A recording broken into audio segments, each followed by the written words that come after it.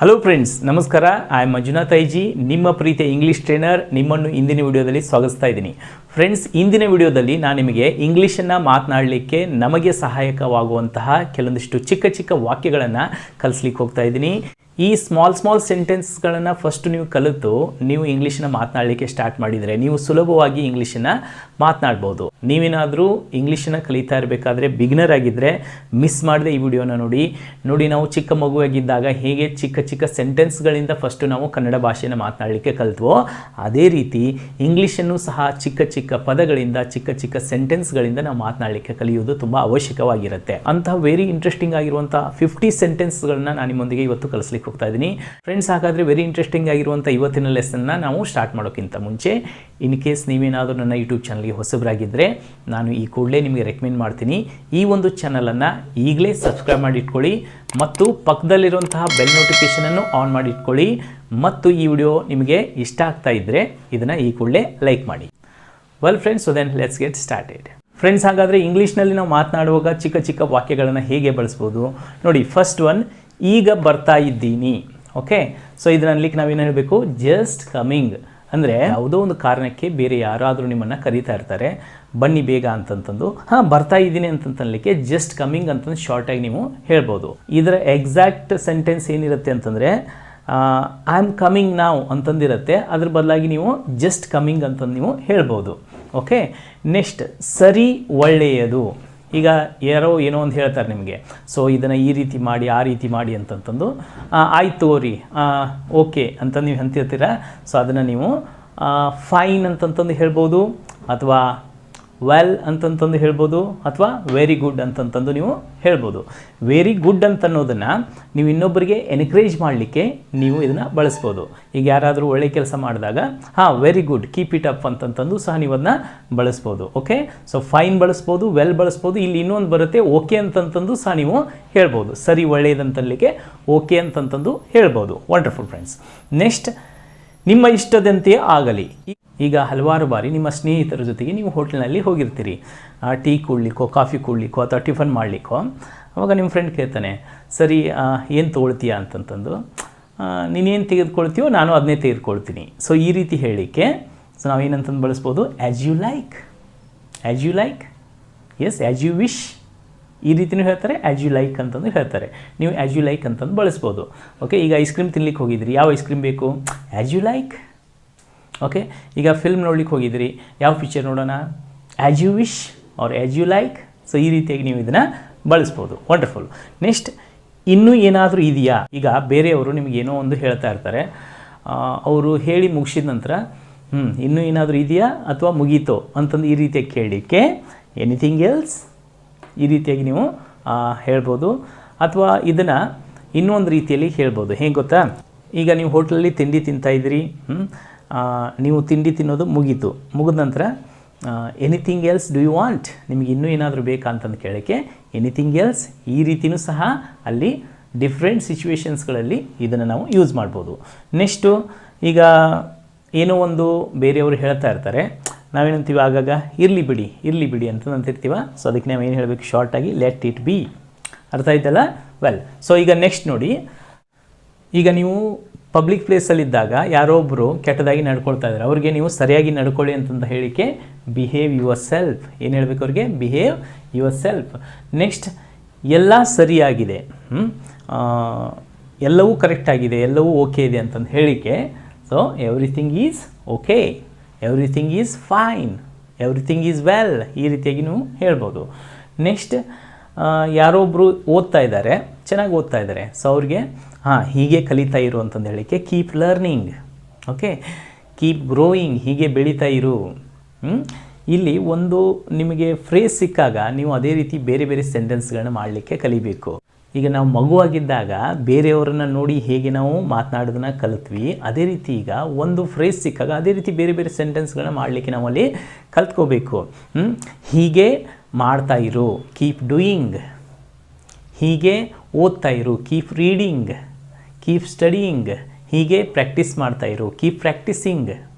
Okay, ಈ ರೀತಿಯಾಗಿ ನೀವು ಹೇಳ್ಬೋದು. ಹಾಗೂ ಇನ್ನು ಕೆಲವೊಬ್ಬರನ್ನ ಎನ್ಕರೇಜ್ ಮಾಡಲಿಕ್ಕೆ ಕೀಪ್ ಗೋಯಿಂಗ್ ಅಂತಂತಂದು ಸಹ ಹೇಳ್ತಾ ಇರ್ತಾರೆ. ವಂಡರ್ಫುಲ್. ನೆಕ್ಸ್ಟ್ ನೋಡಿ, ಏನೂ ವಿಶೇಷ ಇಲ್ಲ, ಈಗ ಯಾರೋ ಒಬ್ರು ಏನೋ ಕೇಳ್ತಾರೆ ನಿಮಗೆ, ಮತ್ತೇನಪ್ಪ ಮತ್ತೇನಾದರೂ ಸ್ಪೆಷಲ್ ಇದೆಯಾ? ಏನಿಲ್ಲ ಬಿಡ ಮಗ, ನಮ್ಮದೇನೂ ಸ್ಪೆಷಲ್ ಇಲ್ಲ ಅಂತ ಅದನ್ನ ಹೇಳಲಿಕ್ಕೆ ನಥಿಂಗ್ ಸ್ಪೆಷಲ್, ನಮ್ಮದೇನೂ ವಿಶೇಷ ಇಲ್ಲ ಅಂತಂದು ಹೇಳಲಿಕ್ಕೆ ನಥಿಂಗ್ ಸ್ಪೆಷಲ್ ಅಂತಂದು ನೀವು ಹೇಳ್ಬೋದು. ಓಕೆ, ನೆಕ್ಸ್ಟ್ ಚೆನ್ನಾಗಿ ಕಲಿ ಅನ್ಲಿಕ್ಕೆ learn well. Well friends, so ಈ ವಾಕ್ಯಗಳು ಗೊತ್ತಾದವಲ್ಲ? ಓಕೆ, ಹಾಗಾದರೆ ಇವುಗಳನ್ನ ಒಂದು ಸತಿ ನಾವು ಪ್ರಾಕ್ಟೀಸ್ ಮಾಡೋಣ. Come on, just coming, repeat with me. ನೀವು ರಿಪೀಟ್ ಮಾಡಬೇಕು, ಈ ಸೆಂಟೆನ್ಸ್ಗಳು ಹೇಳಬೇಕು. ನೋಡಿ, ಜಸ್ಟ್ ವಿಡಿಯೋ ನೋಡೋದ್ರಿಂದ ಏನೂ ಆಗಲ್ಲ friends. You know that you need to practice. So many people watch so many YouTube videos. Why they are unable to learn spoken English? It's because they only watch for the time pass purpose. ಅವರು just ವಿಡಿಯೋಸ್ಗಳನ್ನ time pass purpose ನೋಡ್ತಾ ಇರ್ತಾರೆ, ಆದರೆ ಕಲಿಕೆಯ ದೃಷ್ಟಿಕೋನದಿಂದ ಕಲಿಯಲ್ಲ. ನೀವು ಕಲಿಕೆಯ ದೃಷ್ಟಿಕೋನದಿಂದ ಕಲಿಬೇಕು ಅಂತಂದರೆ ನನ್ನ ವಿಡಿಯೋಸ್ಗಳನ್ನ ಏನು ನೋಡ್ತೀರಿ, ಪ್ರತಿ ಸೆಂಟೆನ್ಸನ್ನು ಸಹ ಬರ್ಕೊಳ್ಬೇಕು. ಆ ನಂತರ ಅದನ್ನು ನೀವು ಪ್ರಾಕ್ಟೀಸ್ ಮಾಡಬೇಕು. Okay, come on, practice with me. Yes, just coming. Repeat ಮಾಡ್ತಾ ಇದ್ದೀರಾ? Yes. Fine, well, very good, as you like, anything else. ಇದು ಹೇಗೆ ಬರಬೇಕು? ಎನಿಥಿಂಗ್ ಎಲ್ಸ್ ಅಂದರೆ ಇಲ್ಲಿ ಕ್ವಶನ್ ಮಾರ್ಕ್ ಬರಬೇಕು my dear friends. Anything else, anything else do you want, anything else do you want to say, anything else do you want to do. ಈ ರೀತಿಯಾಗಿ ಅಲ್ಲಿ question mark ಬರಬೇಕು. ಓಕೆ, ಲೆಟ್ ಇಟ್ ಬಿ, ಬಿಟ್ಬಿಡಿ, let it be. Okay, behave yourself, everything is okay, everything is well, everything is fine, keep learning, nothing special, learn well. Practice ಮಾಡ್ತಾ ಇದ್ದೀರಾ? ನೀವು practice ಮಾಡ್ತಾ ಇದ್ದರೆ ಈ ಕೂಡಲೇ ಕಾಮೆಂಟ್ ಬಾಕ್ಸಲ್ಲಿ ಎಸ್ ಐ ಆಮ್ ಪ್ರಾಕ್ಟೀಸಿಂಗ್ ಅಂತಂದು ನೀವಲ್ಲಿ ಟೈಪ್ ಮಾಡಬೇಕು. ಸರಿ, ಹಾಗಾದರೆ ಇವು ಅರ್ಥ ಆದ್ವಲ್ಲ? ಈಗ ಮುಂದಿನ ಸೆಂಟೆನ್ಸ್ಗಳನ್ನ ನೋಡೋಣ. ವೆಲ್ ಫ್ರೆಂಡ್ಸ್, ಸೊ ನೆಕ್ಸ್ಟ್ ನೋಡಿ, ಈಗ ಇಷ್ಟು ಸಾಕು ಅಂತನ್ಲಿಕ್ಕೆ ಇಟ್ಸ್ ಇನಫ್. ಈಗ ನೀವು ಎಲ್ಲೋ ಬೇರೆಯವ್ರ ಮನೆಗೆ ಊಟಕ್ಕೆ ಹೋಗಿರ್ತೀರಿ, ಅವರು ಏನನ್ನು ನಿಮಗೆ ಬಡಿಸ್ತಾ ಇರ್ತಾರೆ, ಆವಾಗ ಇಷ್ಟು ಸಾಕ್ರಿ ನನಗೆ ಅಂತನ್ಲಿಕ್ಕೆ ಇಟ್ಸ್ ಇನಫ್, ಥ್ಯಾಂಕ್ ಯು ಅಂತಂದು ನೀವು ಹೇಳ್ಬೋದು. ನೆಕ್ಸ್ಟ್, ಬಹಳ ಆಯಿತು. ಅವ್ನು ಭಾಳ ಆಯ್ತು ರೀ, ಅವನು ಈಗ ಯಾರೋ ಒಬ್ಬರು ನಿಮಗೆ ತುಂಬ ಕಾಟ ಕೊಡ್ತಾ ಇದ್ದಾರೆ, ಅವನು ನನಗೆ ತಲೆ ಕೆಟ್ಟು ಹೋಗ್ಬಿಟ್ಟಿದೆ, ಭಾಳ ಆಯಿತು, ಇನ್ನೂ ತಡ್ಕೊಳ್ಳಿಕ್ಕಾಗಲ್ಲ. ಸೊ ಅಂತ ಹೇಳಿಕೆ ಇನಫ್ ಈಸ್ ಇನಫ್ ಅಂತ ನೀವು ಹೇಳ್ಬೋದು. ಇಲ್ಲಿ ಇನಫ್ ಅಂತ ಅನ್ನೋದು ನಮಗೇನಾದರೂ ಹಾಕ್ತಾ ಇರಬೇಕಾದಾಗ ಬಹಳ ಆಗಿದೆ ಅಂತಂತಂದು, ಇನಫ್ ಈಸ್ ಇನಫ್ ಅಂತ ನೀವು ಯೂಸ್ ಮಾಡಿದಾಗ ಯಾರ್ದಾದ್ರೂ ತುಂಬ ಕಾಟ ಆಯಿತು ಅಂತಂತ ಹೇಳಿಕೆ ಇನಫ್ ಈಸ್ ಇನಫ್ ಅಂತ ನೀವಲ್ಲಿ ಯೂಸ್ ಮಾಡ್ಬೋದು. ಓಕೆ, ನೆಕ್ಸ್ಟ್, ವೈ ನಾಟ್ ಅಂದರೆ ಏಕಾಗಬಾರದು. ಈಗ ನಿಮ್ಮ ಫ್ರೆಂಡು ನೀವು ಇದ್ದೀರಿ, ನಿಮ್ಮ ಫ್ರೆಂಡ್ ಅಂತಾನೆ let's have cup of tea, ನಡಿ ಒಂದು ಕಪ್ ಚಹಾ ಕುಡಿಯೋಣ ಅಂತಂದು ಹೇಳ್ತಾನೆ. ಆವಾಗ ನೀವು ವೈ ನಾಟ್, ಯಾಕಾಗಬಾರ್ದು, ಕಮ ಲೆಟ್ಸ್ ಗೋ. ಈ ರೀತಿ ನೀವು ವೈ ನಾಟ್ ಅಂತ ಅನ್ನೋದನ್ನು ಯೂಸ್ ಮಾಡಬೇಕು. ಓಕೆ, ನೆಕ್ಸ್ಟ್, ಸ್ವಲ್ಪ ಕೂಡ ಇಲ್ಲ, ನಾಟ್ ಅ ಬಿಟ್. ಓಕೆ, ಈಗ ನೀವು ಮನೆಯಲ್ಲಿ ಊಟ ಮಾಡ್ತಾಯಿದ್ರಿ, ಊಟ ಮಾಡ್ತಾ ಇರಬೇಕಾದ್ರೆ ನಿಮಗೆ ಅಡುಗೆ ತುಂಬ ರುಚಿ ಹತ್ತಿದೆ. ಸೊ ಅವಾಗ ನಿಮ್ಮ ತಾಯಿ ಕೇಳ್ತೀರಿ, ಇನ್ನೊಂದು ಚೂರು ನನಗೆ ಹಾಕು ಅಂತಂದು, ಒಂದು ಸ್ವಲ್ಪನೂ ಇಲ್ಲ, ಎಲ್ಲ ಮುಗಿದಿದೆ. So it's over, not a bit, ಸ್ವಲ್ಪವೂ ಕೂಡ ಇಲ್ಲ, ನಾಟ್ ಅ ಬಿಟ್ ಅಂತಂದು ಈ ರೀತಿಯಾಗಿ ನೀವು ಯೂಸ್ ಮಾಡ್ಬೋದು. ನೆಕ್ಸ್ಟ್, ಬಹಳವಾಯಿತು. ಇದನ್ನು ನಾವು ದ್ಯಾಟ್ಸ್ ಟೂ ಮಚ್ ಅಂತ ಅನ್ನೋದನ್ನು ಹೇಗೆ ಬಳಸಬೇಕು ಅಂತಂದರೆ, ಈಗ ಯಾರೊಬ್ಬರು ಏನೋ ನಿಮಗೆ ಅಂತ ಇದ್ದಾರೆ, ನಿಮಗೆ ಸಿಟ್ಟು ಬಂತು, so that's too much, you know, so please stop it, ನಿಲ್ಲಿಸ್ರಿ, ದ್ಯಾಟ್ಸ್ ಟೂ ಮಚ್. ನೆಗೆಟಿವ್ ಆಗಿ ನಿಮಗೆ ಬಹಳ ಅದು ತಲೆ ಕೆಡ್ತಾ ಇದೆ ಅಂತನ್ನೋ ಸಂದರ್ಭದಲ್ಲಿ ದ್ಯಾಟ್ಸ್ ಟೂ ಮಚ್ ಅಂತ ಅನ್ನೋದು ನೀವು ಯೂಸ್ ಮಾಡ್ಬೋದು. Next, take it easy. ಯಾರೊಬ್ಬರು ಏನೋ ಒಂದು ವಿಷಯದ ಬಗ್ಗೆ ತುಂಬಾ ಚಿಂತೆ ಮಾಡ್ತಾ ಇದ್ದಾರೆ, ತುಂಬಾ ಅವರು ಮನಸ್ಸಿಗೆ ಹಚ್ಕೊಂಡಿದ್ದಾರೆ, ಅಂಥ ಸಂದರ್ಭದಲ್ಲಿ ಅವ್ರಿಗೆ ಜೀವನವನ್ನು ಈಸಿಯಾಗಿ ತೆಗೆದುಕೊಳ್ಳಿ ಅಂತಂದು ಹೇಳಿಕೆ ಟೇಕ್ ಇಟ್ ಈಸಿ ಅಂತಂದು ಹೇಳಬೇಕು. ಸುಲಭವಾಗಿ ತೆಗೆದುಕೋ, ಮತ್ತು ಇದನ್ನು ಏನಾದರೂ ವಸ್ತು ಕೊಡಬೇಕಾದಾಗ ಯೂಸ್ ಮಾಡೋದಲ್ಲ. Okay, take it easy, be happy. Okay, take it easy ಈ ರೀತಿ. By the way, are you taking it easy? Take it easy, don't be serious, take it easy. Well, next, ತುಂಬ ಚೆನ್ನಾಗಿದೆ ಅಂತ ಹೇಳಿಕೆ it's excellent, it's good, it's marvellous, ಈ ರೀತಿಯಾಗಿ ನೀವು use ಮಾಡ್ಬೋದು. ನೆಕ್ಸ್ಟ್, ಆದರೆ ಏಕೆ. ಈಗ ಯಾರಿಗೂ ನೀವು ಎಲ್ಲಿಗೂ ಹೋಗ್ಲಿಕ್ಕೆ ಕರಿತೀರಿ, ಅವರು ನಾನು ಬರಲ್ಲ ಅಂತಾರೆ, ಆದರೆ ಏಕೆ ಬರಲ್ಲ ಅಂತನ್ಲಿಕ್ಕೆ ಬಟ್ ವೈ ಅಂತಂದು ಯೂಸ್ ಮಾಡ್ಬೋದು. ನೆಕ್ಸ್ಟ್ ನೋಡಿ, ತಡ ಮಾಡಬೇಡಿ ಅಂತನ್ಲಿಕ್ಕೆ don't delay, don't delay. Okay, don't delay, ತಡ ಮಾಡಬೇಡಿ. ಮತ್ತು ಇದನ್ನು ನೀವು ಪಾಸಿಟಿವ್ ಆಗಿ ಹರಿ ಅಪ್ ಅಂತಂದು ಸಹ ಯೂಸ್ ಮಾಡ್ಬೋದು. ನೆಕ್ಸ್ಟ್, ಏನಾದರೂ ಸಮಸ್ಯೆನಾ, ಯಾರೊಬ್ಬರು ನಿಮ್ಮ ಫ್ರೆಂಡ್ಸು ಸುಮ್ಮನೆ ಕೂತ್ಬಿಟ್ಟಿದ್ದಾರೆ, ಅವ್ರ ಮುಖ ನೋಡಿದರೆ ಅವ್ರು ಏನೋ ಸಮಸ್ಯೆಯಲ್ಲಿ ಇದ್ದಾರೆ ಅಂತಂದು ಗೊತ್ತಾಗುತ್ತೆ. ಅವಾಗ ಅವ್ರಿಗೆ ನೀವು ಏನಾದರೂ ಸಮಸ್ಯೆ ಇದೆಯಾ, ಏನಾದರೂ ಪ್ರಾಬ್ಲಮ್ ಇದೆಯಾ ಅಂತ ಕೇಳೋಕ್ಕೆ ಎನಿ ಪ್ರಾಬ್ಲಮ್, ಸೊ ಈ ರೀತಿಯಾಗಿ ನೀವು ಕೇಳ್ಬೋದು. Okay friends, wonderful. ಏನೂ ತಿಳಿದುಕೊಳ್ಳಬೇಡ. ಬೇರೆಯವ್ರಿಗೆ ಅಂತಿರ್ತೀರ ನೀವು, ಏನೋ ಒಂದು ಮಾತಾಡ್ತೀರಿ, ದಯವಿಟ್ಟು ಏನೂ ತಿಳ್ಕೊಬೇಡ್ರಿ, ಮನಸ್ಸಿಗೆ ಹಚ್ಕೋಬೇಡಿ ಅಂತಂದು ಹೇಳ್ತಿರ್ತಾರೆ. ಸೊ ಅದನ್ನು ನಾವು ಡೋಂಟ್ ಮೈಂಡ್ ಅಂತಂದು ನೀವು ಹೇಳ್ಬೋದು. ನೆಕ್ಸ್ಟ್, ಅಗತ್ಯವಾಗಿ, by all means. By all means ಯಾವಾಗ ಯೂಸ್ ಮಾಡಬೇಕು ಅಂತಂದರೆ, ಈಗ ಯಾರೋ ಒಬ್ಬರು ನಿಮಗೆ ಇನ್ವಿಟೇಷನ್ ಕೊಡ್ಲಿಕ್ಕೆ ಬಂದಿದ್ದಾರೆ, ನಮ್ಮ ಮದುವೆಗೆ ಬನ್ನಿ, ನಮ್ಮ ಸಮಾರಂಭಕ್ಕೆ ಬನ್ನಿ ಅಂತಂದು. ಅವಾಗ ಅಗತ್ಯವಾಗಿ ನಾನು ಬರ್ತೀನಿ, ಬೈ ಆಲ್ ಮೀನ್ಸ್, ಈ ರೀತಿಯಾಗಿ ನೀವು ಹೇಳ್ಬೋದು. ಓಕೆ, ಬೈ ಆಲ್ ಮೀನ್ಸ್ ಅಂದರೆ ಅಗತ್ಯವಾಗಿ. ನೆಕ್ಸ್ಟ್, ಪರವಾಗಿಲ್ಲ ಅಂತನ್ಲಿಕ್ಕೆ ನೀವು ನೆವರ್ ಮೈಂಡ್ ಅಂತಂದು ಯೂಸ್ ಮಾಡ್ಬೋದು. ನೆಕ್ಸ್ಟ್, ಇಲ್ಲ ಹಾಗೇನೂ ಇಲ್ಲ, not at all, not at all, ಹಾಗೇನೂ ಇಲ್ಲ, ನಾಟ್ ಎಟ್ ಆಲ್.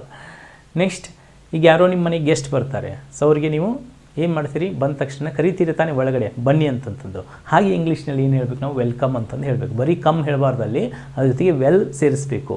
ವೆಲ್ಕಮ್ ಅಂದರೆ ನೀವು ನಮ್ಮ ಮನೆಗೆ ಬಂದರೆ ಒಳ್ಳೆಯದಾಗತ್ತೆ. ವೆಲ್ ಅಂದರೆ ಒಳ್ಳೆಯದು, ಕಮ್ ಅಂತಂತಂದರೆ ಬರೋದು. ವೆಲ್ಕಮ್, ಬನ್ನಿ ಒಳ್ಳೆಯದಾಗತ್ತೆ ಅಂದರೆ ಆ ರೀತಿ ಅರ್ಥದಲ್ಲ. ವೆಲ್ಕಮ್ ಅಂತನ್ನೋದನ್ನು ಸ್ವಾಗತ ಮಾಡಲಿಕ್ಕೆ ನಾವು ಬಳಸ್ತೀವಿ. ನಾವು ಕನ್ನಡ ಭಾಷೆಯಲ್ಲಿ ಮಾತನಾಡಿದ ಹಾಗೆಯೇ ಇಂಗ್ಲೀಷಲ್ಲಿ ಮಾತನಾಡಲಿಕ್ಕಾಗಲ್ಲ. ಎಕ್ಸಾಕ್ಟಾಗಿ ಕೆಲವೊಬ್ರು ಅಂತಾರೆ, ಸರ್ ವೆಲ್ಕಮ್ ಅಂತಂದು ಯಾಕೆ ಯೂಸ್ ಮಾಡಬೇಕು, ನಾವು ಬರೀ ಬನ್ನಿ ಅಂತೀವಲ್ಲ, ಕಮ್ ಅಂತಂದು ಯೂಸ್ ಮಾಡ್ಬೋದಲ್ಲ. ಆದರೆ ನೀವು ಇಂಗ್ಲೀಷ್ನಲ್ಲಿ ಸ್ವಾಗತ ಮಾಡಲಿಕ್ಕೆ ವೆಲ್ಕಮ್ ಅಂತಂತಂದು ನೀವು ಯೂಸ್ ಮಾಡಲೇಬೇಕಾಗತ್ತೆ. ನೆಕ್ಸ್ಟ್, ಒಳ್ಳೆಯದಾಗತ್ತೆ, ಭರವಸೆ ಇಡು. ಯಾರೋ ಒಬ್ಬರು ಏನೋ ಒಂದು ಅವ್ರ ಜೀವನದಲ್ಲಿ ಘಟನೆ ಆಗಿದೆ ಅಥವಾ ಏನೊಂದು ಎಕ್ಸ್ಪೆಕ್ಟ್ ಮಾಡ್ತಾ ಇದ್ದಾರೆ, ಅಂತಹ ಸಂದರ್ಭದಲ್ಲಿ ಹೋಪ್ ಫಾರ್ ದ ಬೆಸ್ಟ್ ಅಂತ ನೀವು ಯೂಸ್ ಮಾಡ್ಬೋದು. ನೆಕ್ಸ್ಟ್, ಇಲ್ಲ ಇನ್ನೂ ಇಲ್ಲ, ನಾನು ಕೇಳ್ತೀನಿ ನಿಮ್ಮ ಊಟ ಆಗಿದೆಯಾ, ನೀವು ಇನ್ನೂ ಊಟ ಮಾಡಿಲ್ಲ ಅಂತಂದು ಇಟ್ಕೊಳ್ಳಿ. ಅವಾಗ ಏನು ಹೇಳ್ತೀರಿ, ಇಲ್ಲ ಇನ್ನೂ ಇಲ್ಲ, ನೋ ನಾಟ್ ಎಟ್ ಅಂತಂದು ಯೂಸ್ ಮಾಡಬೇಕು ನೀವು, ನೋ ನಾಟ್ ಎಟ್. ನೆಕ್ಸ್ಟ್, ಬಹಳ ದಿನಗಳಿಂದ ಕಂಡೇ ಇಲ್ಲ. ಯಾರೋ ಒಬ್ಬ ನಿಮ್ಮ ಸ್ನೇಹಿತರು ಬಹಳ ದಿನಗಳಿಂದ ನಿಮ್ಮನ್ನು ಭೇಟಿಯಾಗಿಲ್ಲ, ಅವಾಗ ನೀವೇನಂತೀರಿ, ಏನು ಬಹಳ ದಿನಗಳಿಂದ ಕಾಣ್ತಾನೇ ಇಲ್ಲಲ್ಲ. ಸೊ ಈ ರೀತಿಯಾಗಿ ಹೇಳಲಿಕ್ಕೆ ಲಾಂಗ್ ಟೈಮ್ ನೋ ಸಿ, ಹೇಗೆ ಹೇಳಬೇಕು, long time no see. Next, ಹಂಗು ಹಿಂಗು. ಓಕೆ, ಹಂಗು ಹಿಂಗು ಅಂತಲಿಕ್ಕೆ ಸಂಹವ್. ಈಗ ಹಂಗು ಹಿಂಗು ಅಂತಂತಂದ್ರೆ ಏನು, ಫಾರ್ ಎಕ್ಸಾಂಪಲ್ ನೋಡಿ, ನೀವು ಬೈಕ್ ತೆಗೆದುಕೊಂಡು ಹೋಗ್ತಾಯಿದ್ರಿ ಅಥವಾ ಮನೆಗೆ ಬರ್ತಾ ಇರಬೇಕಾದ್ರೆ ಪಂಚರ್ ಆಗಿಬಿಡ್ತು. ಸೊ ನಿಮಗೇನಾಗ್ಬಿಡುತ್ತೆ, ಅಲ್ಲಿ ಪಂಚರ್ ಆದ ತಕ್ಷಣ ಅಲ್ಲಿ ಯಾವುದೂ ಶಾಪ್ ಇಲ್ಲ, ನೀವು ಹಂಗು ಹಿಂಗು ಮಾಡಿ ಅದನ್ನು ದೂಡ್ಕೊಂಡು ಅದನ್ನು ಮನೆಗೆ ತೆಗೆದುಕೊಂಡ್ಬರ್ತೀರಿ. ಅವಾಗಂತೀರಿ, ಏನಾಯಿತು, ಪಂಚರ್ ಆಗಿತ್ತು, ಮತ್ತು ಹೇಗೆ ಬಂದೆ, ಹಂಗು ಹಿಂಗು ಮಾಡಿ ಬಂದೆ, ಹೌದಾ, somehow I came to home. So ಈ ಅರ್ಥದಲ್ಲಿ ಸಮ್ಹವ್ ಅಂತ ಅನ್ನೋದು ಯೂಸ್ ಆಗುತ್ತೆ. Okay friends, ಗೊತ್ತಾಯ್ತಲ್ವಾ? ಸೊ ಈಗ ಹಾಗಾದರೆ let us practice these sentences. Well, by the way, are you enjoying this video? Enjoy ಮಾಡ್ತಾ ಇದ್ರೆ ಈ ಕೂಡಲೇ ಎಸ್ ಐ ಆಮ್ ಎಂಜಾಯಿಂಗ್ ಅಂತಂದು ನೀವಲ್ಲಿ ಹೇಳಬೇಕು. Yes is enough. Repeat with me, enough is enough. Enough is enough ಹೆಂಗೆ ಹೇಳ್ಬೇಕು, enough is enough. Why not, why not. Okay, not a bit, not a bit. That's too much, that's too much. Take it easy, take it easy. It's excellent. But why? But why? Don't delay. Hurry up. Any problem? ನೋಡಿ ಹೇಗೆ ಹೇಳಬೇಕಿದ್ನ, any problem. ನೀವು problem ಅಂತಂದು ಕೇಳ್ತಾ ಇರಬೇಕು, ನಿಮ್ಮ ಮುಖದಲ್ಲಿ ಆ question mark ಬರ್ತಾ ಇರಬೇಕು. Okay, next, don't. Okay, don't mind. Don't mind. By all means. Never mind. Not at all. Welcome. Welcome. Hope for the best. No, not yet. Long time no see. Somehow. Somehow. Okay friends, so ಹಾಗಾದ್ರೆ ಈಗ next ಇನ್ನುಳಿದಂಥ ಸೆಂಟೆನ್ಸ್ಗಳನ್ನ ನೋಡೋಣ. Okay, next sentence, ಸಮಯಕ್ಕೆ ಹೊಂದಿಕೊಂಡು ಅಂತಲಿಕ್ಕೆ for the time being. For the time being ಯಾವಾಗ use ಮಾಡಬೇಕು ನಾವು? ಈಗ ಯಾರೋ ಒಬ್ಬನು ತುಂಬ ಶ್ರೀಮಂತ ಇದ್ದ ಹಿಂದೆ, ಆದರೆ ಈಗ ಆ್ಯಕ್ಚುಲಿ ಕರೋನಾ ಆಗಿದ್ದರಿಂದ ಬಿಸ್ನೆಸ್ ಎಲ್ಲ ಡಲ್ ಆಗಿದೆ. ಅದಕ್ಕೋಸ್ಕರ ಈಗ ಅವನು ಏನು ಮಾಡ್ತಾ ಇದ್ದಾನೆ, ಅವನು ತುಂಬ ರಿಚ್ ಇದ್ದಂಥ ವ್ಯಕ್ತಿ, ಈಗ ಹಮಾಲಿ ಕೆಲಸ ಮಾಡ್ತಾ ಇದ್ದಾನೆ, ಹೌದಾ? ಸೊ ಈಗ ಫಾರ್ ದ ಟೈಮ್ ಬೀಯಿಂಗ್ ಅವನು ಆ ಕೆಲಸ ಮಾಡ್ತಾ ಇದ್ದಾನೆ. For the time being, okay, he is doing that work. For the time being I am teaching English. ನಾನು ಈ ಸಂದರ್ಭದಲ್ಲಿ ಅಂದರೆ ಟೈಮ್ ಬಂದಿದ್ದರಿಂದ ಈಗ ಸಮಯಕ್ಕೆ ಹೊಂದಿಕೊಂಡು ನಾನು ಇಂಗ್ಲೀಷನ್ನು ಕಲಿಸ್ತಾ ಇದ್ದೀನಿ. Actually my profession is that conducting the mind for and then personal, but for the time being I am teaching English ನಾವು. ಈಗ ನಾನು ಇಂಗ್ಲೀಷನ್ನ ಕಲಿಸ್ತಾ ಇದ್ದೀನಿ. ಈ ರೀತಿ ನೀವು ಟೈಮ್ ಬೀಯಿಂಗ್ ಯೂಸ್ ಮಾಡಬೇಕು. ನೆಕ್ಸ್ಟು ಬಿಸಿಲು, ಬಹಳ ಬಿಸಿಲು ಇದೆ ಅಂತಲಿಕ್ಕೆ ಇಟ್ಸ್ ವೆರಿ ಹಾಟ್ ಅಂತಂದು ಹೇಳಬೇಕು.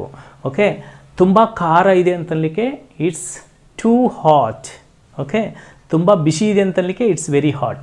ಸರ್ ಏನು ಸರ್ ಇಲ್ಲಿ ಬಿಸಿಲು ಅಂತಲಿಕ್ಕೂ ವೆರಿ ಹಾಟ್ ಅಂತ ಇದ್ರಿ, ಇಲ್ಲಿ ನೀವು ಬಿಸಿ ಇದೆ ಅಂತಲಿಕ್ಕೂ ವೆರಿ ಹಾಟ್ ಅಂತ ಇದ್ರಿ, ಇಲ್ಲಿ ಖಾರ ಇದೆ ಅಂತಲಿಕ್ಕೂ ಟೂ ಹಾಟ್ ಅಂತ ಇದ್ರಿ. ಅಂದರೆ ಹಾಟ್ ಅಂತಂದರೆ ಮೂರಕ್ಕೂ ಅರ್ಥ ಬರುತ್ತಾ? ಎಸ್ ಫ್ರೆಂಡ್ಸ್, ಈಗ ನೀವು ಹಾಟ್ ಅಂತನ್ನುವಂಥ ಶಬ್ದವನ್ನು ಡಿಫ್ರೆಂಟ್ ಆದಂಥ ಸಂದರ್ಭದಲ್ಲಿ ಡಿಫ್ರೆಂಟ್ ಆದಂಥ ಮೀನಿಂಗ್ನೊಂದಿಗೆ ನೀವು ಯೂಸ್ ಮಾಡಬೇಕಾಗತ್ತೆ. ಈಗ ನೀವು ನಡೀತಾ ಹೋಗ್ತಾ ಇದ್ರಿ, ಅವಾಗ ತುಂಬ ಬಿಸಿ ಇದೆ ಅಂತಲಿಕ್ಕೆ it's very hot today. So ಈ ರೀತಿಯಾಗಿ ಹೇಳ್ಬೋದು.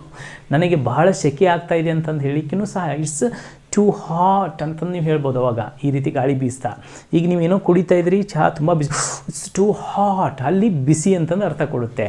ಏನೋ ತಿಂತಾ ಇದ್ರಿ, ಮೆಣಸಿನ್ಕಾಯಿ ಖಾರ ಹತ್ತಿಬಿಡ್ತು, ಇಟ್ಸ್ ಟೂ ಹಾಟ್. ಸೊ ಈ ರೀತಿ ಡಿಫ್ರೆಂಟ್ ಆದಂಥ ಸಂದರ್ಭದಲ್ಲಿ ಡಿಫ್ರೆಂಟ್ ಆದಂಥ ಮೀನಿಂಗ್ ಕೊಡ್ತಾ ಇರ್ತವೆ ಶಬ್ದಗಳು. ಅದನ್ನ ಕರೆಕ್ಟಾಗಿ ನಾವು ಬಳಕೆ ಮಾಡ್ಕೋಬೇಕು. ನೆಕ್ಸ್ಟ್, ಈಗ ಯಾರೋ ಏನು ಹೇಳ್ತಾರೆ, ನಿಜಾನಾ, ನೀನು ಹೇಳೋದು ನಿಜಾನಾ ಅಂತಲಿಕ್ಕೆ ರಿಯಲಿ ಅಂತಂದು ಹೇಳ್ಬೋದು. ನೆಕ್ಸ್ಟ್, ಈಗ ಬೇಡ, ನಾಟ್ ನಾವ್, ಈಗ ಬೇಡ, ನಾಟ್ ನಾವ್. ನೆಕ್ಸ್ಟ್, ದ್ಯಾಟ್ಸ್ ರೈಟ್, ಯಾರೋ ಏನೋ ಕೆಲಸ ಮಾಡಿದ್ದಾರೆ, ಅದು ಕರೆಕ್ಟಾಗಿದೆ, ದ್ಯಾಟ್ಸ್ ರೈಟ್, ಅವ್ನು ಹೇಳ್ತಾ ಇರೋದು ಕರೆಕ್ಟಾಗಿದೆ, that's right, he is speaking true, that's right. ಈ ರೀತಿ ನೀವು ಯೂಸ್ ಮಾಡ್ಬೋದು. ನೆಕ್ಸ್ಟ್, ಬೇಗನೆ ಮಾಡು, ಡೂ ಫಾಸ್ಟ್, ಏನೋ ಕೆಲಸ ಮಾಡ್ತಾ ಇರ್ತಾರೆ, ಬೇಗನೆ ಮಾಡು, ಡೂ ಫಾಸ್ಟ್.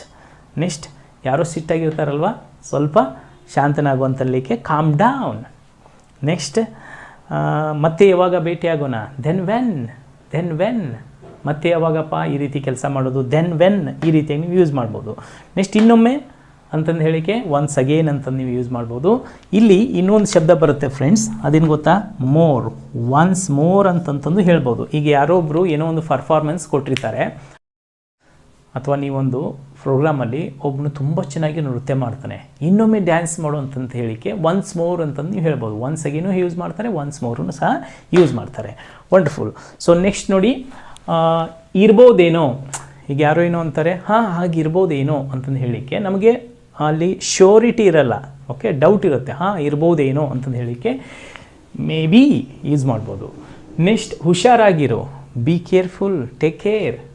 ಬೇಗನೆ ಹೋಗು, ಗೋ ಆ್ಯಟ್ ಒನ್ಸ್. ಇಲ್ಲಿ ಆ್ಯಟ್ ಒನ್ಸ್ ಅಂತಂತಂದರೆ ಕ್ವಿಕ್ಕಾಗಿ ತಡ ಮಾಡದೆ ಹೋಗು ಅಂತಂದು ಹೇಳಿಕೆ ನಾವು ಗೋ ಆ್ಯಟ್ ಒನ್ಸ್ ಅಂತಂದು ನಾವು ಯೂಸ್ ಮಾಡಬೇಕಾಗತ್ತೆ. ಎಸ್, ನನಗೆ ಇನ್ನೂ ಸ್ವಲ್ಪ ಹೇಳು, ಇನ್ನೂ ಸ್ವಲ್ಪ ಹೇಳು. ನಿಮ್ಮ ಅಜ್ಜಿ ನಿಮಗೆ ಕಥೆ ಹೇಳ್ತಾ ಇದ್ದಾಳೆ, ನಿಮಗೆ ತುಂಬ ಇಷ್ಟ ಆಯ್ತು, ಇನ್ನೂ ಸ್ವಲ್ಪ ಕಥೆ ಹೇಳು. Okay, tell me more. Okay, ಸ್ವಲ್ಪ ತಡಿ, ವೇಟ್ ಅ ಬಿಟ್, ಸ್ವಲ್ಪ ತಡಿ, ವೇಟ್ ಅ ಬಿಟ್. ಚೆನ್ನಾಗಿ ಮಾಡ್ತಾ ಇದೆಯಾ, ಮುಂದುವರಿಸು. ಯಾರೊಬ್ಬರು ಏನೋ ಕೆಲಸ ಮಾಡ್ತಾ ಇರ್ತಾರೆ, ಅವರು ತುಂಬ ಚೆನ್ನಾಗಿ ಮಾಡ್ತಾ ಇರ್ತಾರೆ, ಒಳ್ಳೆ ಕೆಲಸ ಮಾಡ್ತಾ ಇದೆಯಾ, ಮುಂದುವರಿಸು ಅಂತಂದು ಹೇಳಿಕೆ ಕೀಪ್ ಇಟ್ ಅಪ್ ಅಂತಂದು ಹೇಳಬೇಕು. ನೋಡಿ, ಕನ್ನಡ ಶಬ್ದಗಳು 1 2 3 4 ಶಬ್ದಗಳು ಬಂದಿದೆ, ಇಂಗ್ಲೀಷ್ 3 ಶಬ್ದಗಳು ಬಂದಿದೆ, ಹೌದಾ? ಸೊ ಕೀಪ್ ಇಟ್ ಅಪ್ ಅಂತಂದು ನಾವು ಹೇಳ್ಬೋದು. ನೆಕ್ಸ್ಟ್, ಸಿದ್ಧವಾಗಿರು, ಬಿ ರೆಡಿ, ಸಿದ್ಧವಾಗಿರು, ಬಿ ರೆಡಿ. ಕೆಳಗೆ ಇಳಿ, ಗೆಟ್ ಆಫ್, ಏನು ಬರುತ್ತೆ ಇದು, ಗೆಟ್ ಆಫ್. ಕೆಳಗಿಳಿ ಅಂತಲ್ಲಿಗೆ ಗೆಟ್ ಆಫ್. ನೆಕ್ಸ್ಟ್, ಮೇಲೆ ಹತ್ತು ಅಂತಲಿಕ್ಕೆ ಕ್ಲೈಂಬ್ ಅಪ್ ಅಂತಂದು ಹೇಳ್ಬೋದು, climb up, get off, climb up. Next, ಹೊರಟು ಹೋಗು, ಗೋ ಅವೇ. ನಿಮಗೆ ತುಂಬ ಸಿಟ್ಟು ತರಿಸ್ತಾ ಇರ್ತಾರೆ ಯಾರೊಬ್ಬರು, ಹೊರಟು ಹೋಗು ಅಂತಂದು ಹೇಳಿಕೆ go away, get lost, leave me right now. ಈ ರೀತಿಯಾಗಿ ನೀವು ಯೂಸ್ ಮಾಡ್ಬೋದು. ಓಕೆ ಫ್ರೆಂಡ್ಸ್, ಸರಿ, ಹಾಗಾದರೆ ಇವುಗಳನ್ನ ಈಗ ಒಂದು ಸತಿ ಪ್ರಾಕ್ಟೀಸ್ ಮಾಡೋಣ. Well, okay, for the time being, it's very hot, it's very hot, it's too hot. ಯಾಕಂತಂದ್ರೆ ಇದು ಖಾರದ್ದು. It's very hot. ಓಕೆ, ನಿಜನಾ, ರಿಯಲಿ ಹೇಳ್ತಾ ಇದ್ದಿರ್ತಾನೆ ಅಲ್ಲಿ, not now, that's right, do fast, calm down, then when, once more, once again. Okay, next, maybe, maybe. Be careful. Be careful. Go at once. Go at once. Quick, go at once. Tell me more. Wait a bit. Keep it up. Keep it up. Be ready. Be ready. Get off. Get off. Get off. Climb up. Climb up. Go away. Get lost. Okay, so ಇದ್ರ ಜೊತೆಗೆ ಇವತ್ತು ನಾನು ಇನ್ನೊಂದು ಶಬ್ದ ಕಲಿಸ್ತೀನಿ. ಅದೇನು ಗೊತ್ತಾ? Got it. Okay, got it ಅಂತಂದ್ರೆ ಏನು? ಅರ್ಥ ಆಯ್ತಾ? ನೋಡಿ, ಚಿಕ್ಕ ಶಬ್ದ. Okay, got it. Got it ನಿಮಗೆ ಅರ್ಥ ಆಯ್ತಲ್ವಾ? ಇವತ್ತಿನ ಈ ಒಂದು ಸೆಂಟೆನ್ಸ್ಗಳೆಲ್ಲವೂ ಅರ್ಥ ಆದ್ವಲ್ವಾ? ನಿಮಗೆ ಅರ್ಥ ಆಗಿದ್ದರೆ ಕೆಳಗಡೆ ಗಾಟ್ ಇಟ್ ಅಂತಂತಂದು ಶಾರ್ಟಾಗಿ ಆನ್ಸರ್ ಮಾಡಿ. ವೆಲ್ ಫ್ರೆಂಡ್ಸ್, ಸೊ ಹಾಗಾದರೆ ಈ ಎಲ್ಲ ಸೆಂಟೆನ್ಸ್ಗಳನ್ನು ಏನು ಮಾಡಿ, ಕ್ಲೀನಾಗಿ ನೋಟ್ಸ್ ಮಾಡಿಕೊಂಡು ಅವುಗಳನ್ನು ಪ್ರಾಕ್ಟೀಸ್ ಮಾಡಿ ನಿಮ್ಮ ದಿನನಿತ್ಯದ ಸಂಭಾಷಣೆಯಲ್ಲಿ ಉಪಯೋಗಿಸೋದನ್ನು ನೀವು. ವೆಲ್ ಫ್ರೆಂಡ್ಸ್, ಇದೇ ರೀತಿ ನೀವು ವೆರಿ ಇಂಟ್ರೆಸ್ಟಿಂಗ್ ಆಗಿ ವಿಷಯಗಳನ್ನ ಕಲಿಬೇಕು ಅಂತಂದು ಮನಸ್ಸು ಮಾಡ್ತಾ ಇದ್ದರೆ, ಈಗ ನೆಕ್ಸ್ಟ್ ಮಂತ್ ಸೆಕೆಂಡ್ ವೀಕ್ನಿಂದ ಅಂದರೆ ನನ್ನ ಆನ್ಲೈನ್ ಸ್ಪೋಕನ್ ಇಂಗ್ಲೀಷ್ ಹೊಸ ಬ್ಯಾಚ್ ಶುರು ಆಗ್ತಾ ಇದೆ. ಇಫ್ ಯು ಆರ್ ಇಂಟ್ರೆಸ್ಟೆಡ್, ಕೆಳಗಿನ ನಂಬರ್ ಮೇಲೆ ನೀವು ಕಾಲ್ ಮಾಡಿ ಆ ಬ್ಯಾಚಿಗೆ ನೀವು ಸೇರ್ಕೋಬೋದು. ವೆಲ್ ಫ್ರೆಂಡ್ಸ್, ಹಾಗಾದರೆ ಇಂದಿನ ಒಂದು ಈ ಲೆಸನ್ ನಿಮಗೆ ಇಷ್ಟ ಆಗಿದ್ದರೆ ಸೊ ಇದನ್ನು ಲೈಕ್ ಮಾಡಿ, ಇನ್ನೊಬ್ಬರಿಗೆ ಯಾರಿಗೆ ಇಂಗ್ಲೀಷ್ ಕಲಿಬೇಕಂತಂದಿರ್ತಾರೋ ಅಂಥವ್ರಿಗೆ ಶೇರ್ ಮಾಡಿ ಅಂತಂದು ಹೇಳ್ತಾ, so with this I am going to end today's lesson. ನೀವೆಲ್ಲರೂ ಪ್ರೀತಿಪೂರ್ವಕವಾಗಿ ಇಲ್ಲಿ ತನಕ ಈ ವಿಡಿಯೋನ ವಾಚ್ ಮಾಡಿದ್ದಕ್ಕೆ, ನನ್ನ ಚಾನಲ್ನ ಸಬ್ಸ್ಕ್ರೈಬ್ ಮಾಡ್ಕೊಂಡಿದ್ದಕ್ಕೆ ಮತ್ತು ಈ ವಿಡಿಯೋನ ಲೈಕ್ ಮಾಡಿ ಇನ್ನೊಬ್ಬರಿಗೆ ಶೇರ್ ಮಾಡ್ತಾ ಇರೋದಕ್ಕೆ ತಮಗೆಲ್ಲರಿಗೂ ಧನ್ಯವಾದಗಳು. Let's meet you in the next session. Till then, bye, see you, thank you very much, and God bless you all.